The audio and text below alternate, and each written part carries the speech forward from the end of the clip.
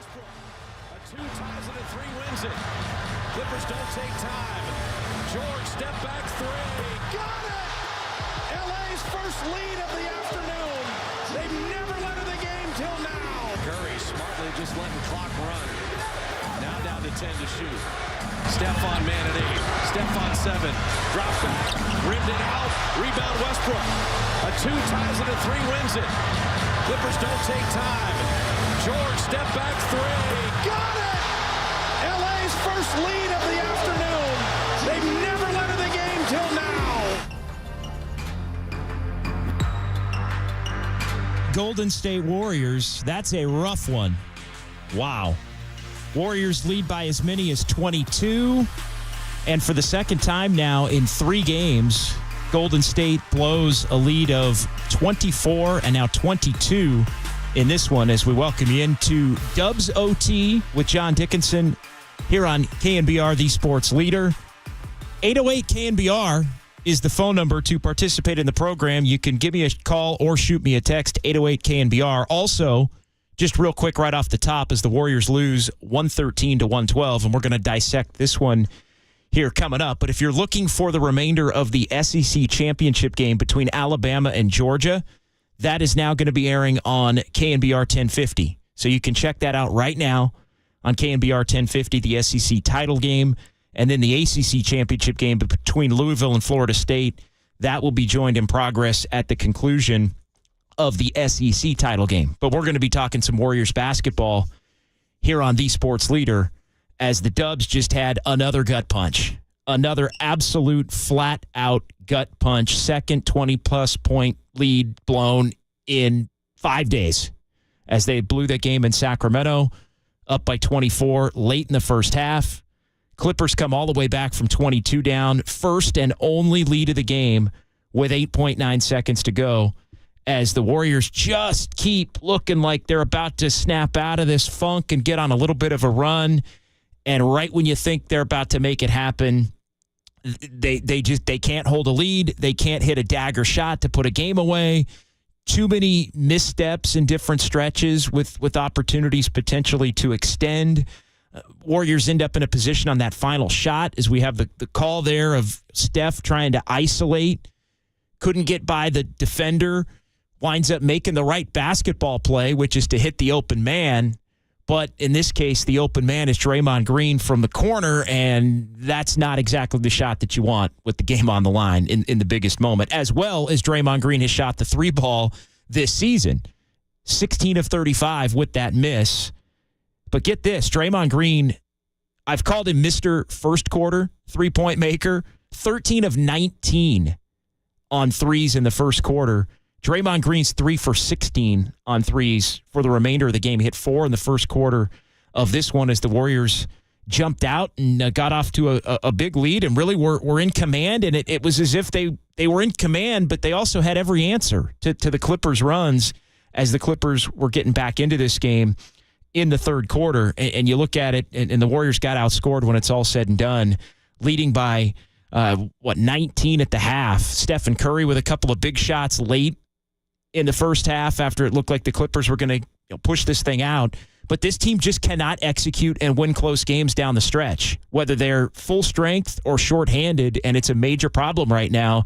And the reality is it comes down to the big 3 being unable to get it done, even on nights where the overall numbers look pretty good. So 808 KNBR, 808 KNBR is the phone number to participate in the program as the Warriors lose this one 113 to 112. And it's just a game where Golden State, they just waste so many good performances as they try to get on a roll. Back to 9-11, back to 2 games under 500, and again licking their wounds, and again having to move forward with a couple of days off, Sunday, Monday, and Tuesday, before they're back in action against Portland, and they're going to have to start that uphill climb back toward the break-even mark.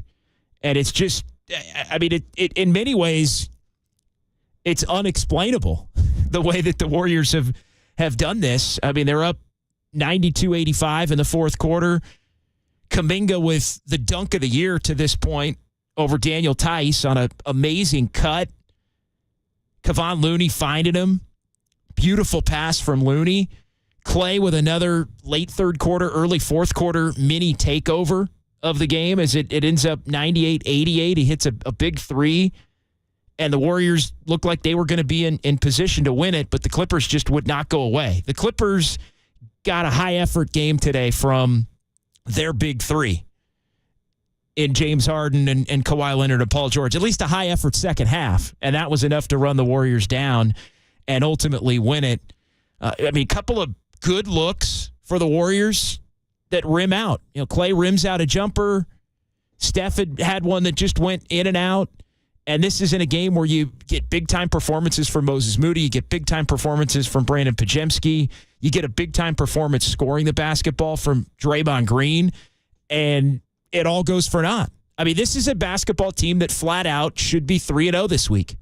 They should be 3-0 with big, high-level wins against Sacramento and a couple of wins against the Clippers, and they're 1-2. And you look at the 9-11, and it should be 11-9, and maybe should even be a little bit better than 11-9 when you look at some of the other games that they've let slip away. Chet Holmgren hitting the three to force overtime at Chase in a game that Shai Gilgeous-Alexander goes off in the OT and puts the Warriors to bed in that one. That's another one that I think you look at and you think, damn, Warriors got to be thinking they should have that one.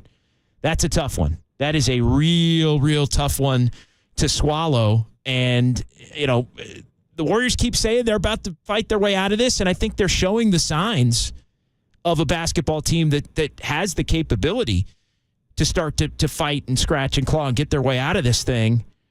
Up 9-2 and then 12-2, and Draymond Green's knocking down three-pointers. Klay Thompson with a three late in the first quarter. The Warriors had this thing dialed, but they go cold in the second half after building what was their largest lead in that third quarter, 70-48. And then, the Clippers had cut it down into that 10 to 13 point range, and the game basically lived in that 10 to 13 point range for a good chunk of the third quarter, all the way up until the Clippers had cut it down to 7 going to the fourth quarter. And it was essentially back and forth over the final few minutes in this one.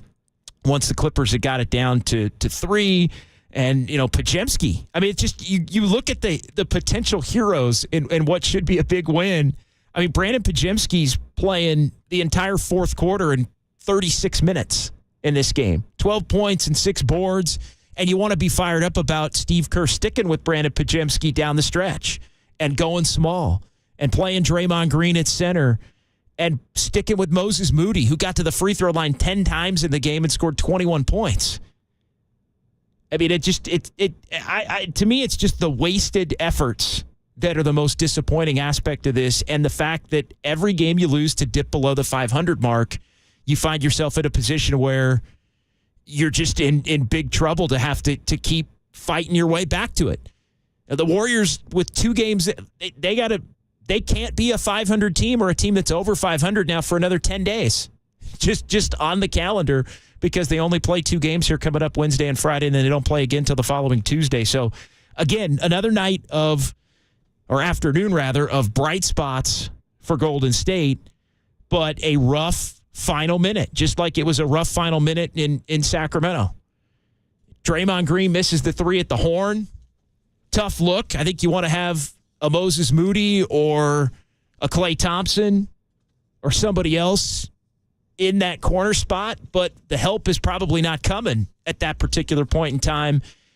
The Clippers they want Draymond Green shooting that. They don't care what Draymond Green's three-point percentage is when you look at everybody else on the floor. But, Dre misses the 3 after the Paul George 3, after Steph misses the jumper. Moses Moody missing the 1 free throw that he didn't hit tonight winds up proving costly in that final minute. James Harden had a layup before that. Klay Thompson had a 3 that looked like it was good, would have been the dagger, would have been the game ender, back rims it. Steph has the ball that rims out. Amazing. And again, the Warriors just can't finish games. Cannot finish games. And you look up and it's, you're saying, well, Curry's got to end up taking that shot, or Klay Thompson's got to take that shot, or hell, anybody else on the floor's got to wind up taking that shot. But the way the Warriors had managed and balanced the fourth quarter, it seemed like they were going to have enough. And it's really the second game in 3 where they're just stunned. I mean, Malik Monk hits that bucket against him in Sacramento, and they don't have a timeout left, and they're stunned, and they got to go down and try and make something happen. And it just felt like deja vu all over again. So 808 KNBR, 808 KNBR, the Golden State Lumber and Building Materials text line as well. If you want to join the program, it's John Dickinson here, Dubs OT with JD here on The Sports Leader. If you're looking for the rest of the SEC championship game, we'll make sure we keep everybody updated on what's going on with that between Alabama and Georgia. That's on KNBR 1050. The ACC title game between Louisville and Florida State, that will be joined in progress at the conclusion of the SEC championship. So, yeah, if you're looking for those things, we do have them for you here on The Sports Leader. But talking some Dubs basketball as the Warriors waste a Draymond Green 21-point game, first 20-point performance for Draymond since 2019. Christmas Day of 2019, the 15-50 Golden State Warriors, when they throttled the Rockets on that afternoon.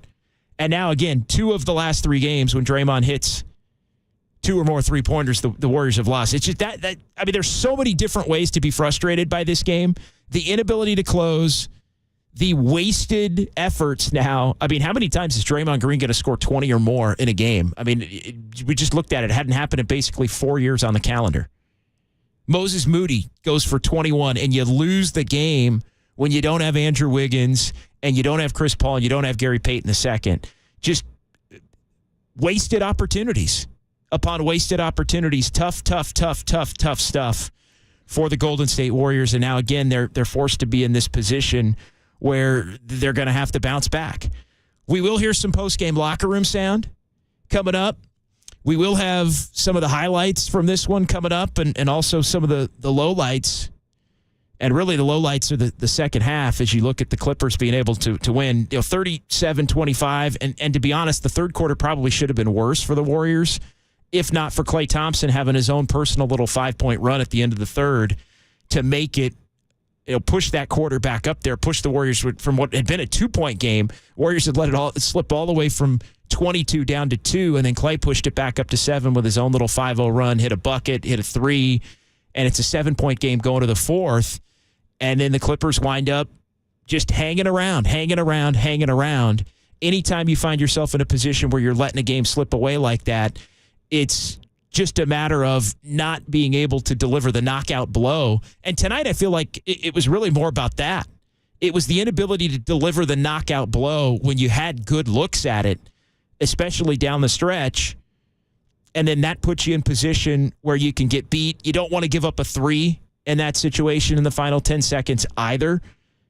And Paul George was setting up for the 3. I mean, you think, all right, is he going to drive it? Is he going to look to get fouled? Is he going to try to hit a one of those patented pull-up 17, 18-footers? And no, he was setting up the 3 and got the step back, was able to clear a little bit of space for himself and went for the win. Win or lose, Clippers were going to steal it right there in that moment, and that's exactly what the Clippers were able to do, steal it with really a kind of a half-hearted effort on their part. I mean, a full throttle effort in the second half, no question about it. But the Warriors, again, they were locked in and engaged. And I think the Clippers, here's the other thing that just gets in your craw. It's the fact that this is a Clipper team that's been, for the most part, a mess since they added James Harden into the mix, and you can't capitalize on it if you're Golden State. I mean, everybody else, for the most part, has been able to capitalize on it, and you're just thinking that's an opportunity to get 2 wins right here, get back to 500, get 3 days off with some more practice time, and this team the margin for error, even when this team is playing as well as they feel that they're capable of playing, and again, there's a lot of young heroes with this team playing and thriving at different points of the game, shorthanded, but it all goes for naught. And now the Warriors are in a position where it's one of those where, that we'll see.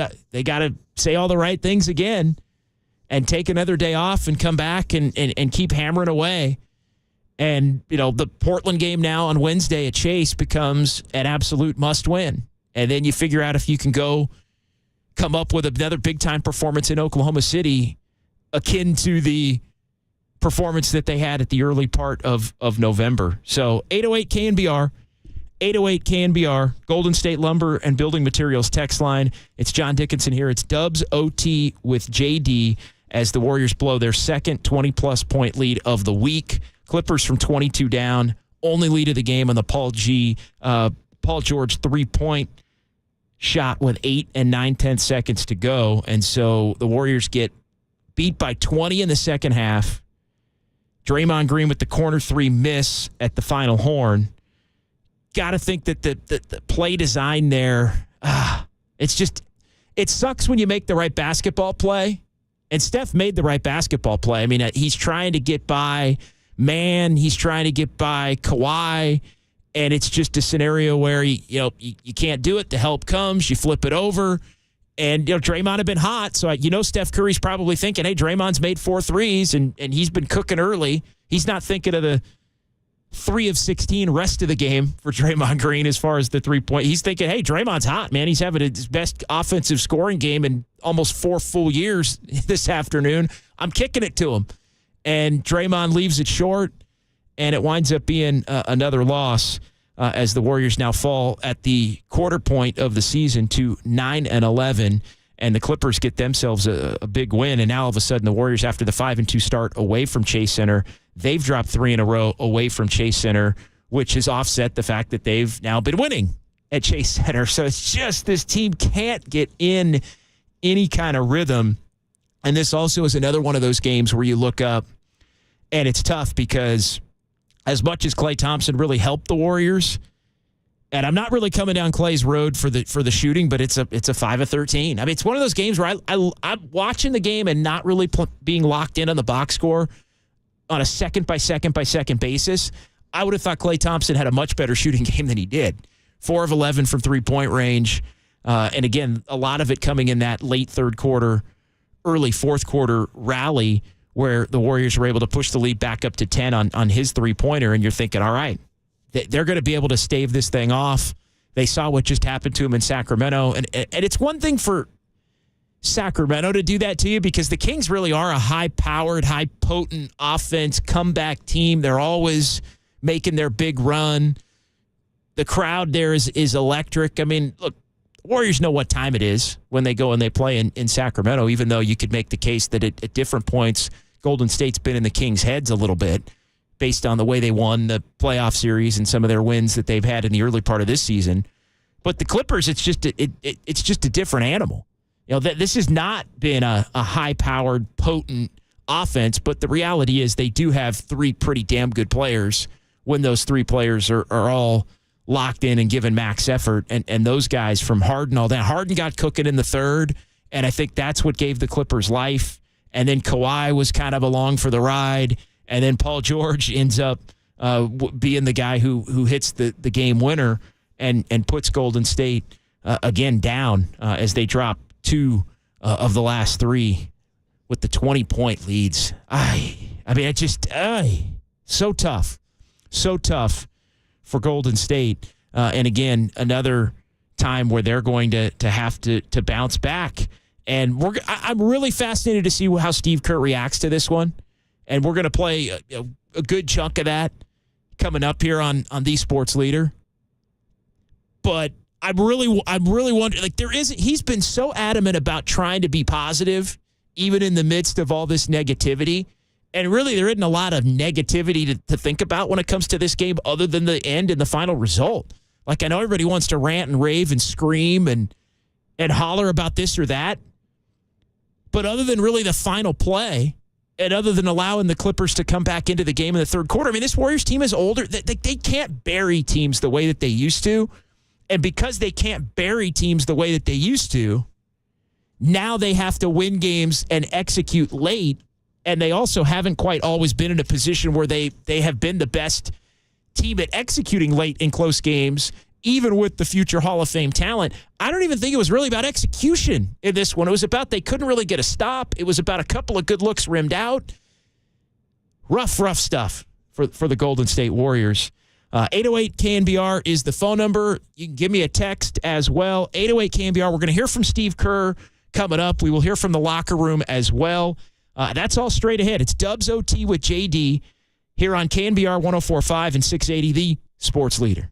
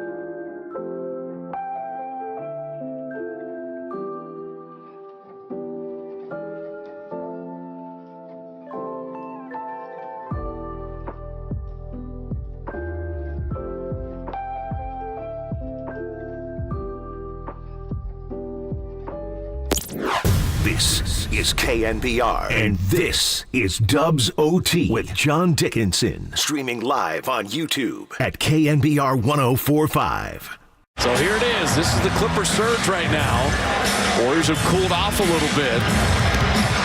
Harden down the lane. Kawhi, good look at a three. Yeah.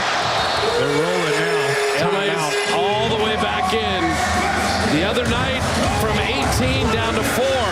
Today, from 22 to within 9. Yeah, the Clippers were doing it. They threatened on Thursday night at Chase Center, and the Warriors had answers.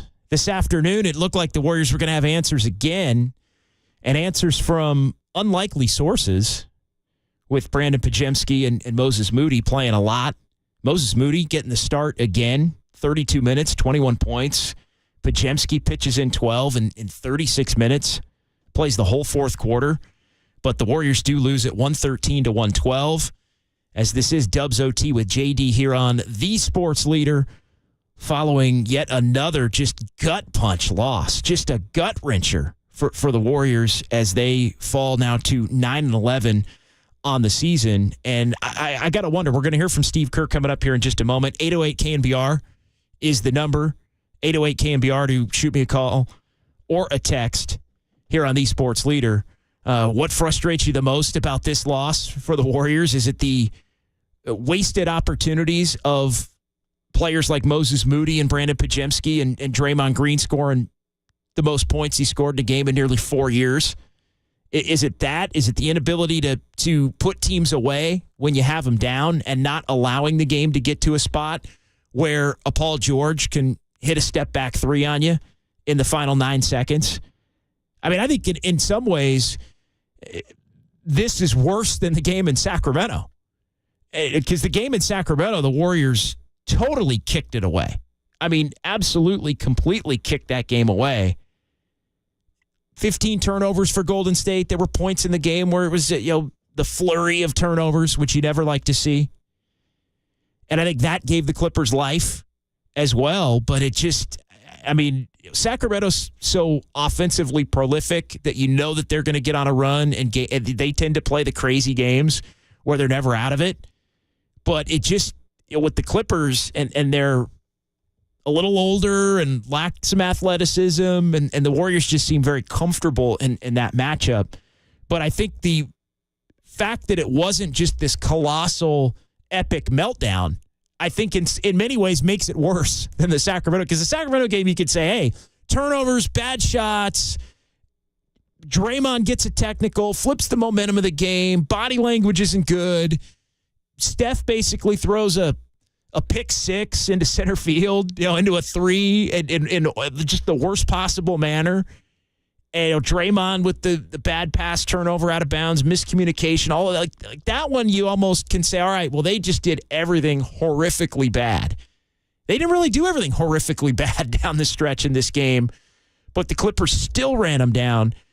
I think this game is more about the inability to put the Clippers away when they had them down than the actual play-by-play of what happened in the final 3 to 5 minutes.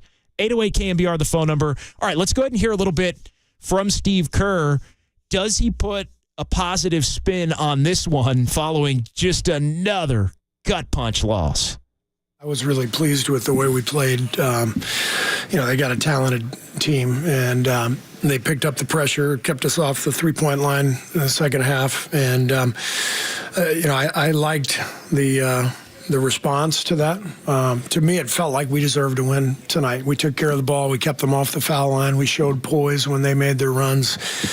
So this one hurts way more than the Sacramento game. Sacramento game, we deserved to lose with all the crazy turnovers and fouling. This was a clean game that we played. Our guys brought spirit, effort, energy. So I like this version of our team. This is the team I expect going forward, but no question that this hurts. What about the final minute do you want back? Anything? Not really. We got the clear path foul. Then we've got they got the quick 2-for-1, and so we took the timeout. And if we were going to be able to get something quick, we were going to do it. If not, did the right thing. And Steph, I think, got about an 18-footer that he can make, and he got to his spot. And sometimes the ball goes in, sometimes it doesn't. And then down the stretch, it'd be nice if we could activate Paul and not let him get the three, but he's Paul George. He's one of the best players in the league, and 6'8", and shoots it from way up here. It's easier said than done. So I give the Clippers credit, and I give our guys a ton of credit. It was a great fight and a performance that we can use as a blueprint for how we've got to play. We cannot turn it over. We can't foul. Simple as that. We do that like we did tonight, we're going to be in great shape. So another one of those losses where Steve Kerr's trying to take the positives away and apply them to future games. But the reality is every game's different, and you aren't going to necessarily get the consistency in some of those areas that you had, and you're going to have to win those games in a different way. And I think that's part of maybe what's the most frustrating about this is the fact that you can't really feel all that bad about it. But I said this the other night on our debut program here on the Sports Leader, it's just a matter of at some point you got to win. At some point you can't be talking about all the things that you could do and how much you love this team and you really think that the future is bright and that you're going to get on a roll, because at some point if you don't win when the wins are right there in front of you, bleep happens, and then you end up overly injured and you can't win that way, or somebody goes into a big time slump that God forbid Steph Curry goes into a slump for a few games. Where are you going to find the offense? So you give the Warriors credit on the one hand, as shorthanded as they were, and the Clippers do tend to sleepwalk in a lot of those Crypto.com used to be Staples Center down by LA Live games. The 1 o'clock games or the 12:30 games, they do tend to sleepwalk in those a lot at home, and they look like a team that woke up in the second half and didn't want to get beat or embarrassed, because the game was teetering on the Warriors really embarrassing the Clippers. And so they put together an effort and some fight, and too many fouls, too many turnovers, but not the overall issue for the Warriors in this one. There were a couple of stretches that allowed the Clippers, I thought, in the third quarter. The roughest group, and I think the moment in which the Warriors really lost this game, it was when the Clippers had cut the lead down to 85-78. There was a 13-2 run right in there after the Warriors were up, 18 at that point. So a 13-2 run from the point where it was 83-75, or 83-65 rather. And to me, that was the point where this thing really was lost. And it was Steph Curry out there with Draymond, Moses Moody, Brandon Podziemski, and Dario Saric. That lineup got throttled in the third quarter for that run. That it cut an 18-point lead right down to 7. Didn't make some shots that they had that were open and there for them. But there really wasn't. That was the moment in which Harden got on a roll. We played the highlight of Kawhi Leonard getting on a roll. That's where the Warriors are going to have to, fight through. And they're just not quite what they were. And the Warriors not quite being what they were manifests itself in a number of different ways. It manifests itself in Klay Thompson not quite being as consistent a player as he used to be, even though he still has games here and there that remind you of the old Klay. It manifests itself with the inability to put teams away when you have them down. I mean, how many times the Warriors would hit you with one big run in the heyday? And this was with Durant or without Durant. This was even 2 years ago. This Warriors team would do this. So it wasn't. They did it pre-Durant in 14, 15, 15, 16, and they did it post-Durant when Klay and everybody was back with Jordan Poole and all of them a couple of years ago. They would hit you with one run. Sometimes it was a 45-18 first quarter. Sometimes it was a 38-21 third quarter. And on nights where it wasn't the first of the third quarter, they'd come back and they'd outscore you 15-0 in the final 3 minutes and put the clamp down and go small and win the game that way. But the Warriors could always get you on one big run at any point in the game, and that would do it. And what you're seeing, and I think we saw this last year with this Warriors team, although I do think this team's better, and I do think, I mean, Steve Kerr clearly thinks this team's better. And I got to give Steve Kerr some credit for and here's the other thing. Here's the other reason, not to get off on another sidebar, but here's the other reason why you have to win some of these games. Because at some point, if you keep talking about how great everything is when you lose, it just starts to fall on a deaf ear. And it just, and look, nobody's worried about Steve Kerr losing the locker room or anything like that. I mean, all of these guys are joined together at the hip when it comes to Steph, Klay, and Draymond. So I'm not hinting at that. But for the others on the team that aren't the future Hall of Famers and 4-time champions, they need to see some results in these games where this team plays well. So I'm kind of done with the whole it's early thing, and you're going to hear me say that a lot here on this show and on other shows. It's 20 games in, and it's a results-oriented league. I mean, that's professional sports. You got to win some of these games if you're going to go on the run that the Warriors believe they're capable of. And look, they are still capable of it. The question becomes, can they get on an 8-game winning streak? Can they get on a 10 of 12?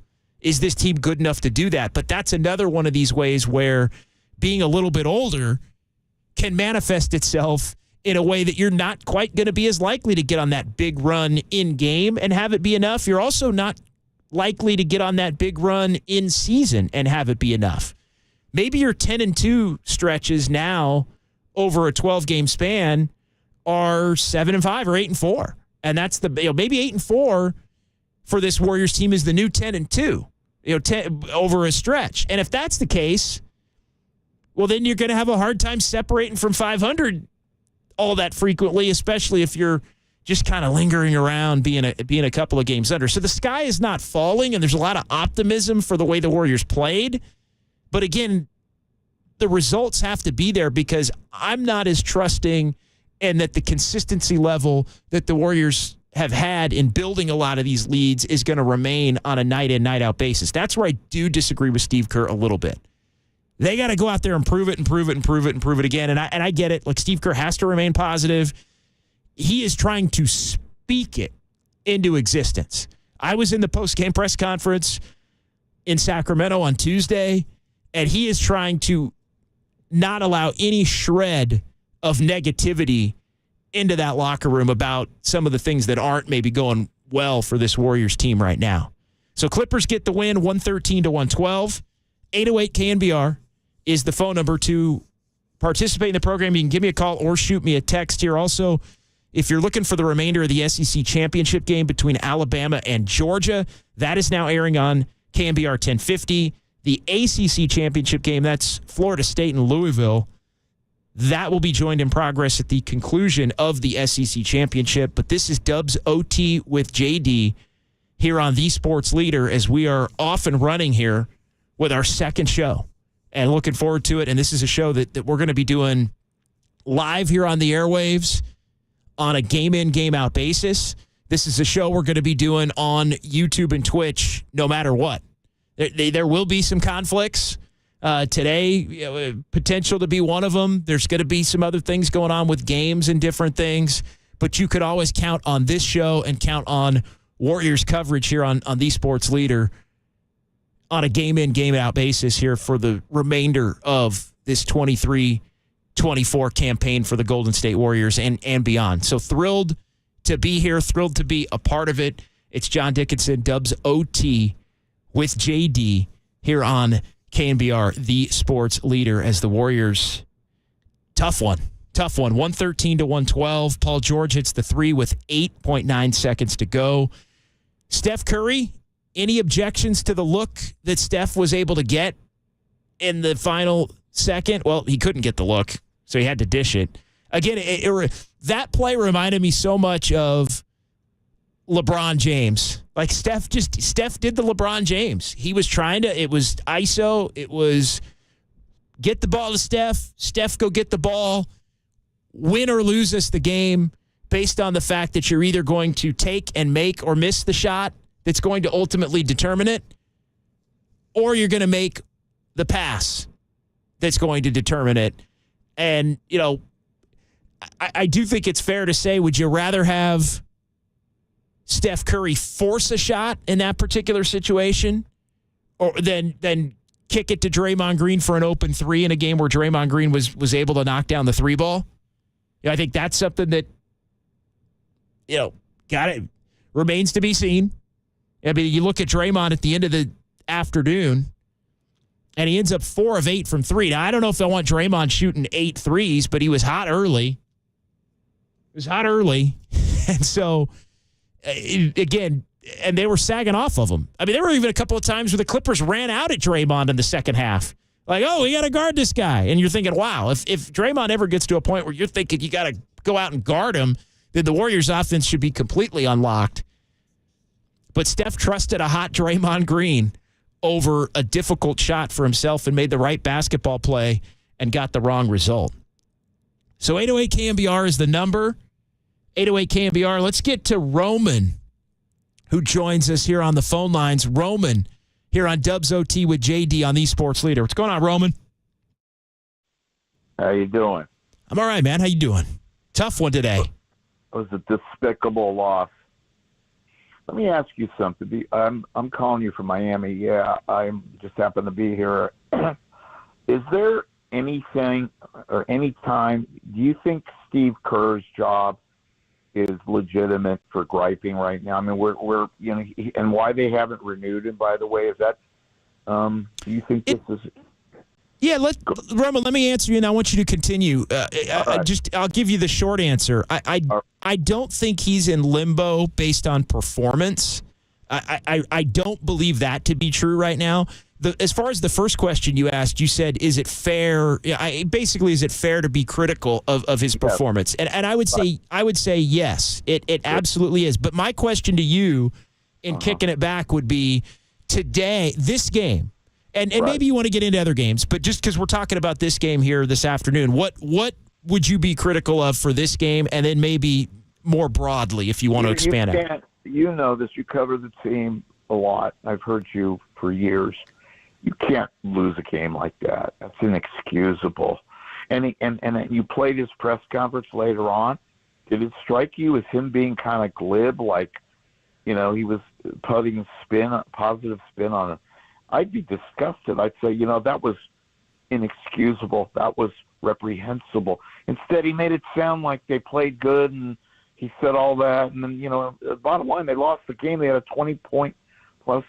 And he sounds, I think Kerr's starting to get, Greg Popovich disease, that he could do no wrong, and management and ownership will put up with him. And by the way, I want to get and I'll keep this on the air. Do you think it's any at all possibility of Kerr being gone after this year? Thank you. Short answer, yes. I do think, Roman, and thank you for the phone call. 808 KNBR, the number. I think it absolutely is possible.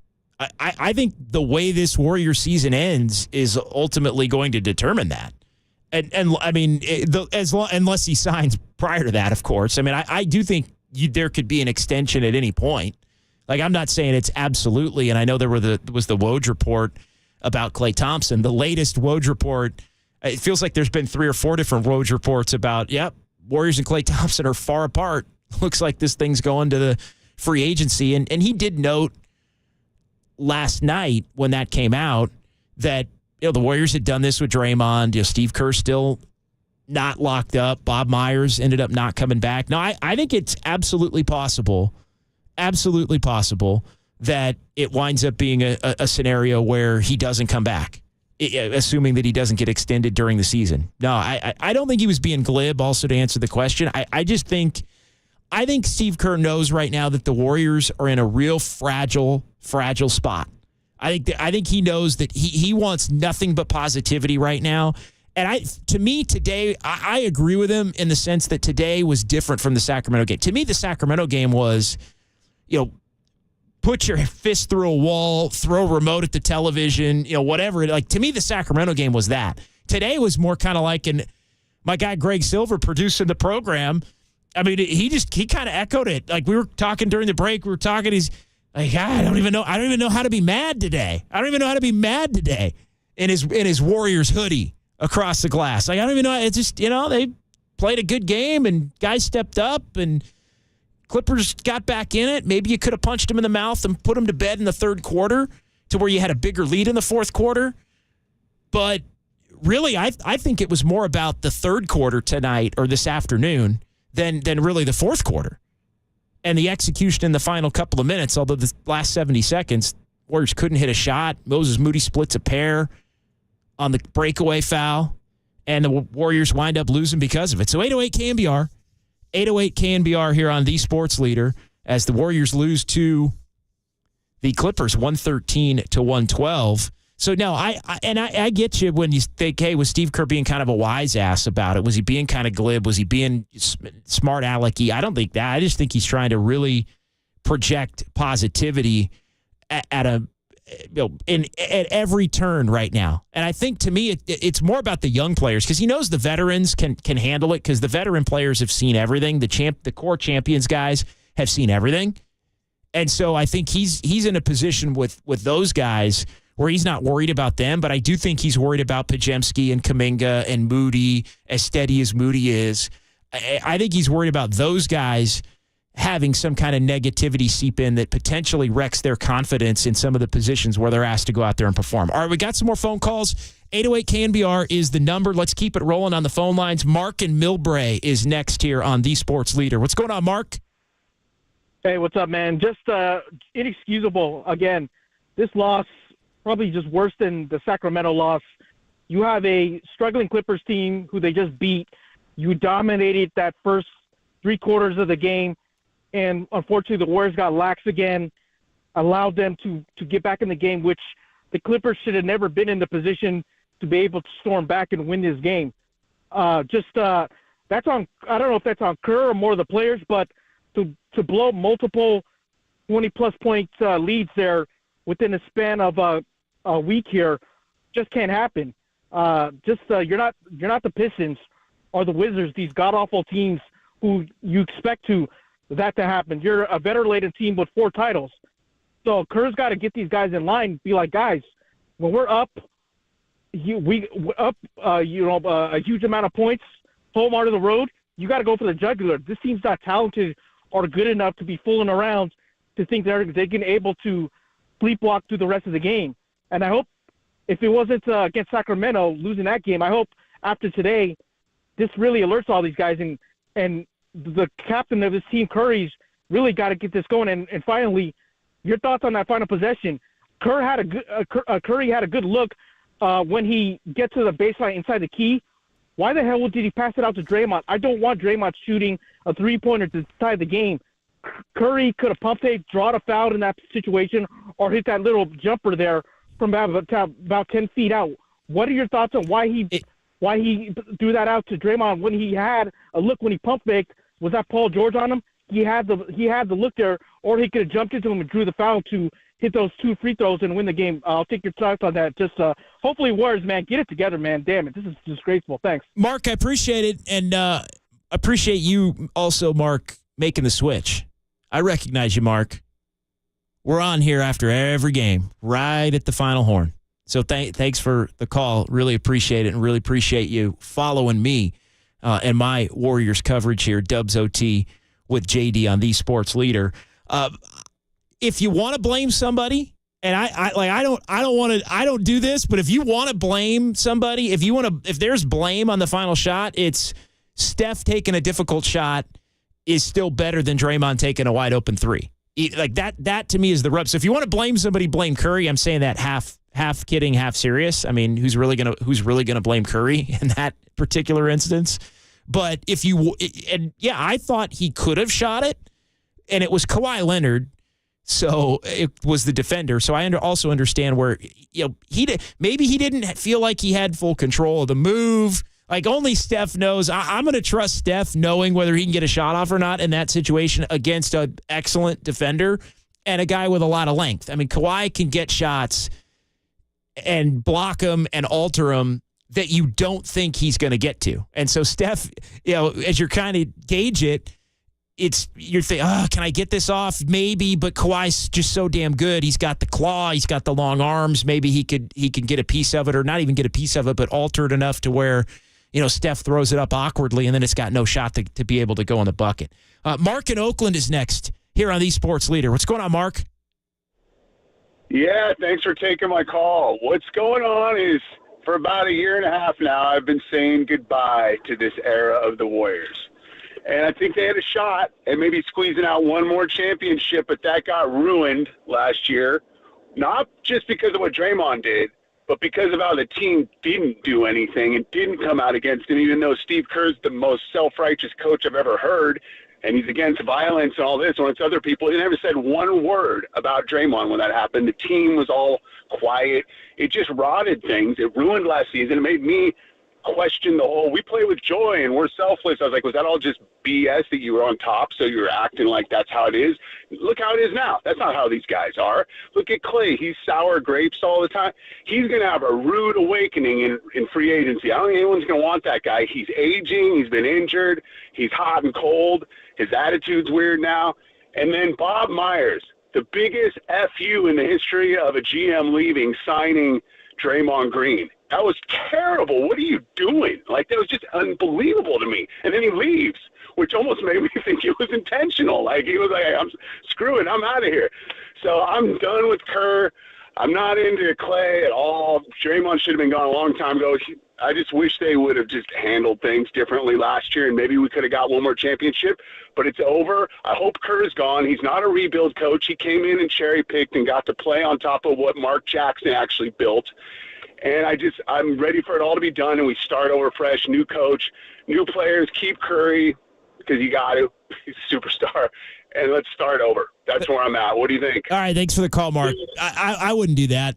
I mean, rebuilding around Curry is going to take multiple years, and then he's not in his prime anymore, and it's over anyway. So I've said this a lot. I'm going to keep saying it. I totally understand why the Warriors felt that their best shot was keeping those three together. To me, the moment that those three are not together is the moment that it's over.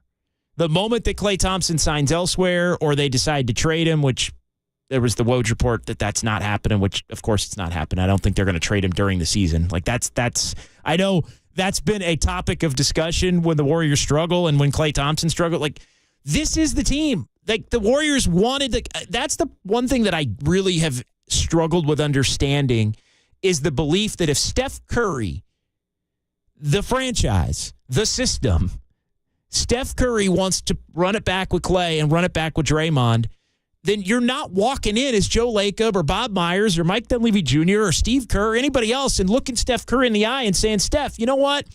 This is all you, brother. But you know what? Even though you want to play with these guys and ride it out and try to do it again, you know what? We're not going to do that because we just don't think we can win. We're going to rebuild around you a different way. Like, again, Steph has earned the clout to be able to sign off on that. And he wanted everybody back. And so, to me, it may be over anyway. I'm certainly open-minded to the fact that it may be over anyway. I mean, we're watching this thing on a day in, day out, night in, night out basis. They might not be good enough to win a title this year. They might not be good enough to make the playoffs this year. And right now, it's wait and see. I think they're 10th in the West still. Again, forgive me, I don't look at the standings all that religiously at December 2nd, even though we are 20 games in now with the Warriors 9-11. But to me, the moment that one of those guys among the big three is gone, it's a wrap. It's over. So 808 KNBR is the phone number. 808 KNBR. We're going to get more locker room sound. It's Dubs OT with JD. Appreciate everybody watching on YouTube and Twitch as well. We'll get to some of the comments on YouTube and Twitch. And appreciate everybody that's known and joined my Warriors coverage over the last decade plus. A lot of recognizable people and names and a couple of callers in this segment as well. And for those of you that enjoy good Saturday morning Warriors conversation, that's coming. We didn't do it today because some things are still getting sorted out, but that show is coming. That show is coming, and in pretty short order. So stay tuned, as you will. So all of that straight ahead. KNBR 104.5 and 680, the sports leader. KNBR, the sports leader.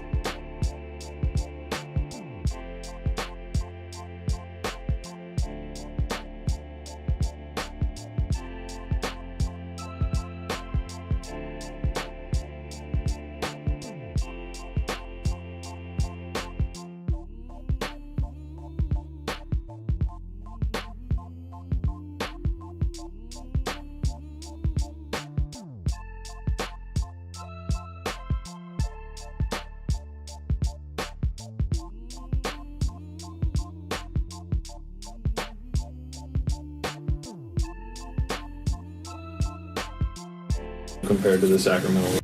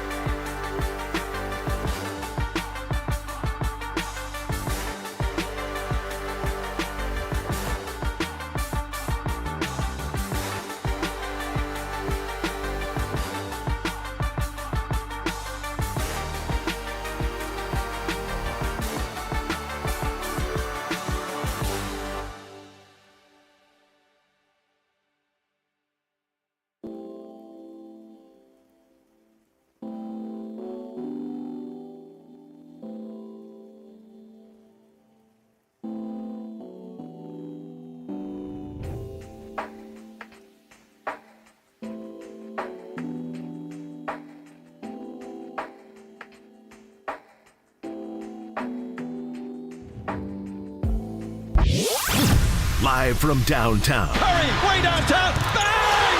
Bang! This is Dubs OT with John Dickinson on the Sports Leader. Streaming live at KNBR.com and on the KNBR app. Shot clock at 5. Stephon Tice. 2 men on him. Curry step back 3. Got it! Oh, man! You got to appreciate the brilliance of Stephen Curry. He gave him the, oh my goodness, I'm an alien. And dude cannot be contained. 3 defenders all focused on, doesn't matter. And a 3 that like one human being in the world makes. Excellence. Curry, another 3! Is that the human being you were talking about? That's the guy. Wardell Stephen Curry, the deuce. Oh my goodness. Yeah, Stephen Curry doing Stephen Curry things in this one. Warriors, though, lose 113-112. Clippers get the win.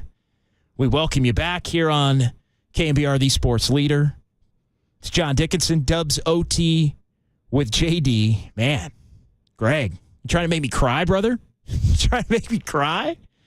Warriors did not trail in this game until the final 8.9 seconds when Paul George hit the 3. That is a gut punch on top of a gut punch on Tuesday in Sacramento, on top of a gut punch going back in the homestand before Thanksgiving against the Thunder when Chet Holmgren throws in a 3, forces overtime. The Warriors lose that game. Looked like they had an opportunity to win on the night of the melee against the Timberwolves.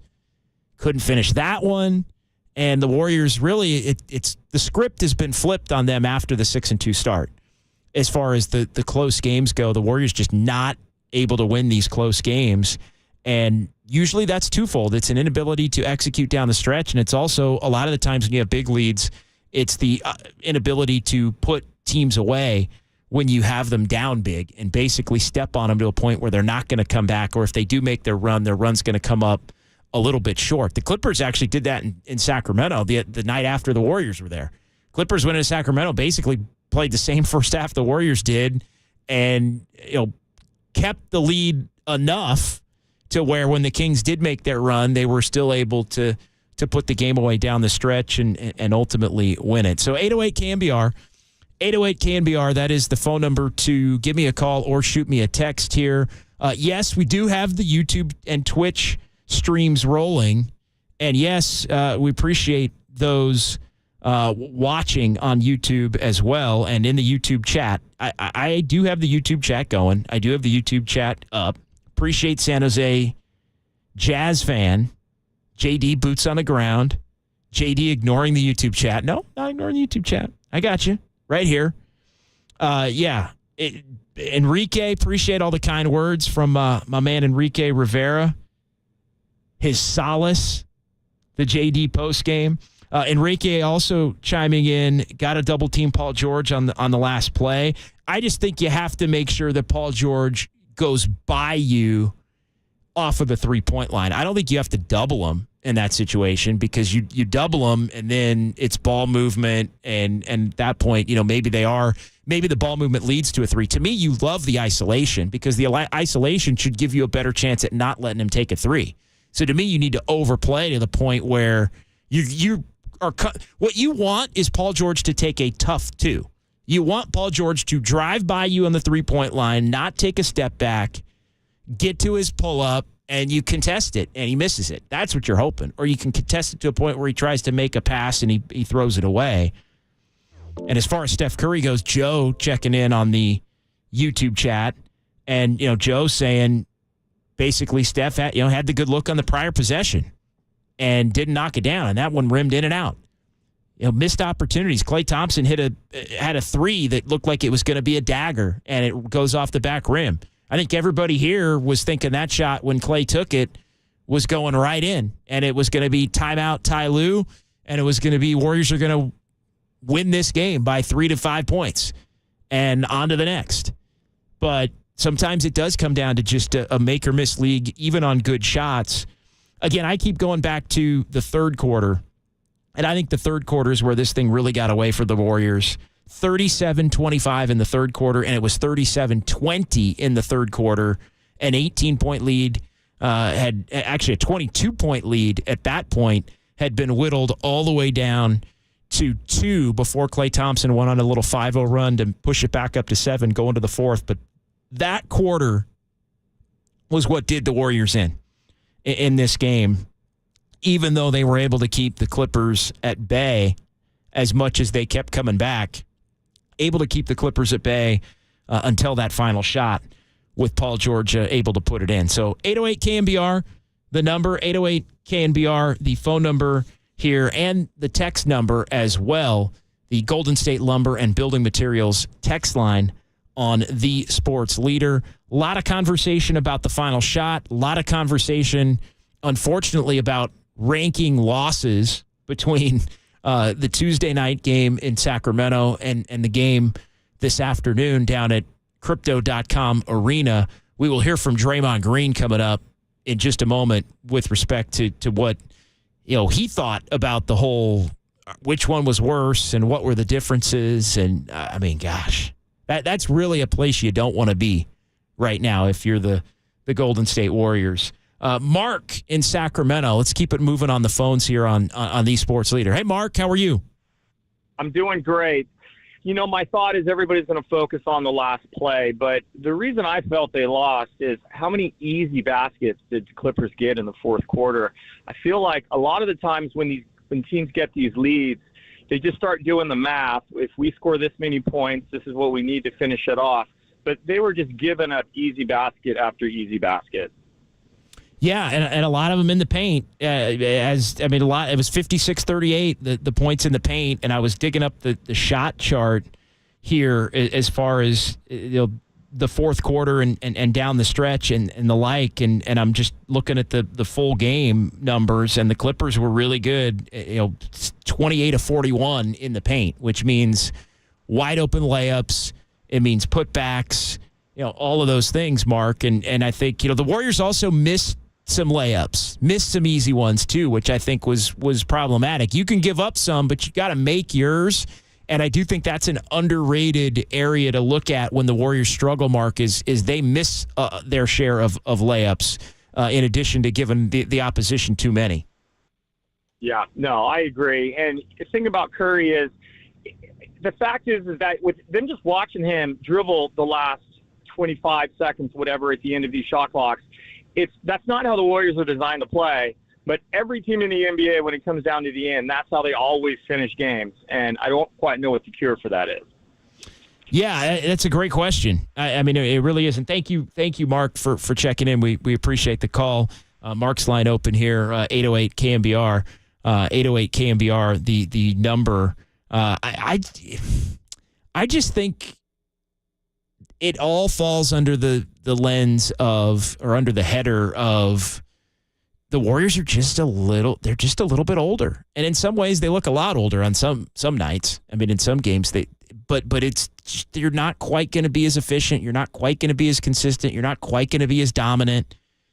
And you're just not quite going to have the juice or the legs down the stretch, or even the brain power. Sometimes fatigue leads to silly mistakes too, or an inability to execute. The YouTube chat discussing the final possession, set a screen. Well, that exactly what the Warriors didn't want to do. The Warriors if the Warriors wanted to set a screen, that would have been the play design, would have been to go set a screen for Curry. They wanted Curry to isolate and get his own. And I think at times when you set a screen, and the Warriors have found this throughout a lot of games, you send somebody to go set a screen, and now you're bringing two defenders into Curry's kitchen, and it makes it a lot more difficult for Curry to get a shot off. And yeah, maybe that means that somebody else gets the ball in a position of advantage because there's two defenders of Curry if Curry can kick it to somebody, and that allows for a wide open look or allows for a little bit more ball movement that can lead to something good. But I think in this particular instance, you wanted Curry to cook. You wanted Curry to just go and be able to basically do what Paul George did, which is create enough space, not on a 3, but on a 2, to where he could pull up and hit one, and that space wasn't there. The help defense was starting to come as he was looking to the left, and Draymond Green was wide open in the corner, and Draymond Green, up until that point in time, was shooting it was 4 of 7 from three-point range. He was 4 of 7. And so I think Steph was thinking, damn, this is the best Draymond Green offensive game he's had in almost 4 full years. Christmas of 2019. It's like I'm kicking it to my guy. I'm like, make or miss, I'm kicking it to my guy. I'm trusting him. He's having a hot night. Didn't feel like he had the handle maybe on the shot or that Kawhi was going to get it. And so, if you do have a beef, if you're a Warrior fan, to me the beef would be with Steph not just shooting it, but I'm going to trust Steph in those particular situations. 808 KNBR, again, the number, and we appreciate everybody on the YouTube and Twitch stream. And yes, do have that YouTube chat rolling. Will make a point to be able to talk to the people. And we appreciate those that are joining and watching, again, each and every game. YouTube chat's rolling here on the Sports Leader. All right, let's go ahead and hear a little bit from Draymond post-game as he addressed a topic that the Warriors really don't want to be talking about right now, and that is comparing and contrasting multiple 20-point leads blown into losses against divisional opponents over the span of 5 days. So here's Draymond on this afternoon and Tuesday night in Sacramento. How does this loss feel compared to the Sacramento loss? A loss is a loss. I think Sacramento, we were reeling. And we were figuring it out. I don't think we're reeling now, and I think if I, think about the second half, I don't think we did anything necessarily that bad. They made plays. James got going a bit. Kawhi got going a bit. PG got going a bit, and they made plays, So I think if we want to nitpick at something, we could have did a better job defending without fouling in the third quarter. We did a great job in the first half defending without fouling, which allowed our offense to go, which allowed us to play freely. In the third quarter, we stopped the game a little bit. And, not only are you putting them at the foul line and getting easy baskets, but they got 3 Titans, and you're allowing them to rest. And, you allow those guys to rest and get their legs, and, so different beasts you have to deal with then. And so I think we did a bit of that in the second half, which was able to get them going.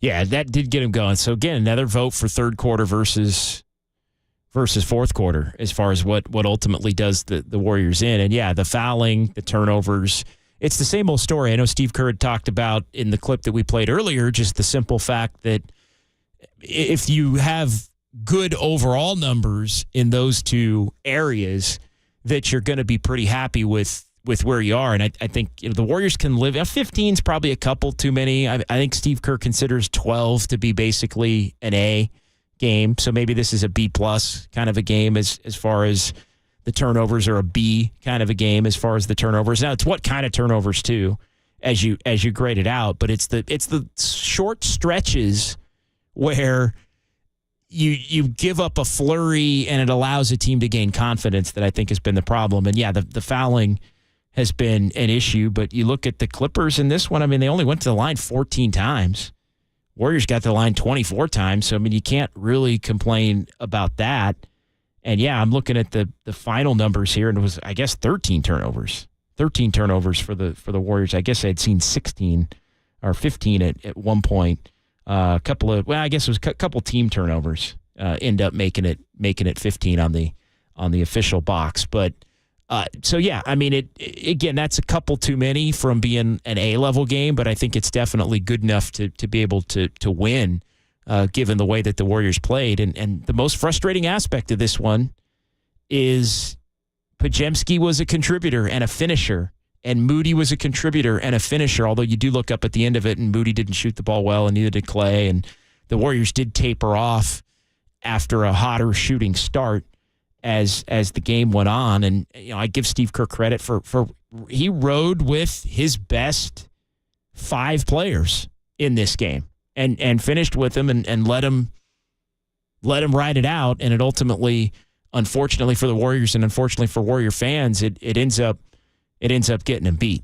808 KNBR, still time for a few more calls. 808 KNBR. Let's go ahead and do that, Greg. Let's hear a little bit more of Draymond Green post-game down at Crypto.com Arena. I think we're headed in the right direction. You just, I think you got to learn how to win too, though. Like every year, groups are different. And each year, that particular group has to learn how to win. And, that's tested a bit, especially with the guys we got out. Especially CP is a key cog when it comes down to winning time, and so we got to figure that out, and I have no doubt that we will because we got guys that know how to win. It's just about putting it together. Yeah, the guys that know how to win, I don't think anybody's worried about. But I will say this, as far as Draymond goes, the guys that know how to win some of the time have been the guys that haven't totally executed in those big situations. And that's where it gets a little – and execution is not just making sure you're running the right play or you're in the right coverage. The execution is also a matter of making the shot and finishing off the play and getting the rebound when you have a defensive stop. That is just as important as the rest of it. And so I still think Draymond's on point with the fact that you're not going to lose faith in the big three. I mean, that's what this whole thing is built on. If Steph Curry, Klay Thompson, and Draymond Green can't get the job done at the end of big games or at the end of afternoon games in L.A. on a Saturday in December, then the Warriors aren't making a title run. Then they aren't going to be the team that they think they could be or that this Warriors fan base wants them to be. But we're gonna see. We're about to find out. We're about to find out. And unfortunately, these two losses here in the last three and a couple of other ones over the last few weeks have put the Warriors behind the eight ball a little bit. They're up against it again. Portland, to me, no such thing as a must-win. I understand. It's December 6th when the Warriors will next play at home against the Blazers Wednesday night, but that's a game that you better get. I mean, it really is a game that you better get when you start looking up and down the standings. I said I wasn't going to do it, but I do like to do it at least for a minute or two during each one of these shows here on the Sports Leader, is just kind of gauge where everybody's at. And my guy Greg Silver making the note that with the victory and the Clippers now have vaulted ahead of the Warriors. So, you can talk about 9-11 and all right, you're 20 games in, basically at the 25% mark with the next game here with the 82 game schedule, and you're 9-11 and right now you're not even a play-in team. Fortunately, there's 62 games to go, but right now the Clippers, who everybody's kind of been laughing at for their inability to get the job done, have a better record than the Warriors. The Houston Rockets right now, who lost their first three and then won 6 and then lost a couple and then won. I mean, the Rockets are all streaks this year. I think they were 0-3, then they were 6-3, then they were 6-6, and they were 8-6. Now they're 8-8. Much improved Rockets team, but they're 8-8. They're ahead of the Warriors. Lakers are 11-9. Lakers are kind of figuring it out, going through the motions. Another one of these older teams, but they're still 11-9. And the Warriors would love to be 11-9 right now, as opposed to 9-11, and probably should be 11-9 right now. Pelicans 11-9.